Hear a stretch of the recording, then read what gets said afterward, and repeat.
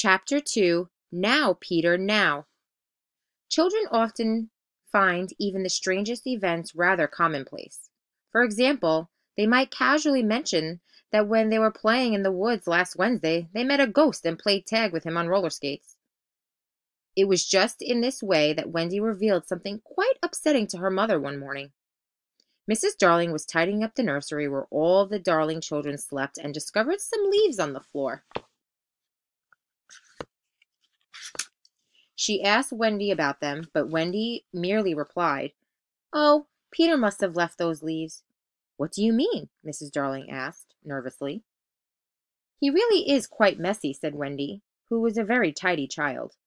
With a sigh, she explained that Peter often came to the nursery at night and sat at the foot of her bed, playing the flute. "Sweetheart," Mrs. Darling assured her, "the front door is locked at night. No one can get in." "He comes in through the window," Wendy insisted. "He can't possibly. We're 3 stories up." "Why didn't you tell me this before?" her mother cried. "I got hungry and forgot," said Wendy, who was now feeling rather hungry again. While Wendy went to look for a snack, Mrs. Darling stayed behind, still frowning about the leaves. The thing that scared her the most was that she was fairly certain they were from a tree that did not even grow in England. She searched the room for other clues, but found none. "You're making a fuss out of nothing at all," Mr. Darling insisted when she told him. "Now come to bed." "I suppose you're right," Mrs. Darling said. "Only he wasn't." The very next night she tucked the children in, went downstairs to sit by the warm fire and sew, and fell asleep. Almost immediately she started to dream. She dreamed that Neverland had drifted too close to the beach, and that a strange boy had jumped into the water and was swimming toward her children. Wendy, John, and Michael were on the shore happily waving him in. This might have only been a silly dream were it not for the fact that upstairs the window of the children's bedroom had blown open, and a boy really had flown in and dropped to the floor. With him was a little light no bigger than a fist that darted around the room like a mosquito. Mrs. Darling woke with a start. She knew at once that the swimming boy was Peter Pan. She ran upstairs, threw open the door to her children's bedroom, and, sure enough, there he was. He was wearing clothes made of leaves, the same strange kind that he had left behind the last time. But the strangest thing about him was that, although he must have been very old now, at least as old as she, he still seemed to have all of his baby teeth. When Peter saw Mrs. Darling, he bared those pearly little teeth and growled. Mrs. Darling screamed, and in a split second Nana was there. She growled too and lunged at Peter. He dodged her and jumped out the window. Mrs. Darling screamed again. After all, she didn't want the boy dead. She looked down, but saw no broken body. Looking up, she saw what looked like a shooting star speeding away. She turned. She saw that Nana had something in her mouth. It was Peter's shadow. Nana had ripped it with her teeth right before Peter jumped, and the shadow had snapped off. Nana went to hang the shadow out of the window so Peter could come back and get it without bothering the children.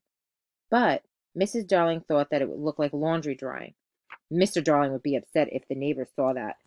Instead, she decided to stuff the shadow into the bottom of a drawer, hidden away like one of her children's unpleasant thoughts. "That horrid dog," Mr. Darling said when she told him what happened the next day. "She can't go around snapping off people's shadows left and right. Why, we'll be sued." Poor Nana, and poor Mr. Darling too. He knew that he was being awful and unfair, but he couldn't help it. He was frustrated and jealous about other people doing better than him in the stock market, and about the children loving Nana so very much, possibly more than him. It didn't help matters that Nana had brushed up against him yesterday, getting white hair all over his coat. "Go to the doghouse where you belong," he yelled at her. "George," Mrs. Darling whispered, "remember what I told you about that boy. What if he comes back and Nana's not here to guard the children?" But Mr. Darling would not listen. He was determined to show everyone who the master of the house was. And so out Nana went. That night, as Mrs. Darling was putting the children to bed and lighting their night lights, they heard Nana downstairs in the yard barking. "She's just protesting being chained up," John said. Wendy was wiser, however. "No, that is how Nana barks when she smells danger," she said. Mrs. Darling shuddered. Outside she saw a million stars, some of which seemed to her to be hovering around the house as if trying to get in. Oh, how she wished that she and Mr. Darling did not have to go to a dinner party tonight. "Don't worry, Mamma," said Michael. "Nothing can hurt us when our night lights are lit. Isn't that right?" This was something Mrs. Darling had told the children in the past, so she couldn't very well take it back now. "That's right," she said soothingly. "Night lights are the eyes a mother leaves behind at night to watch over her babies." Besides, she told herself, she and Mr. Darling would be so close, only a few houses away. What could possibly happen?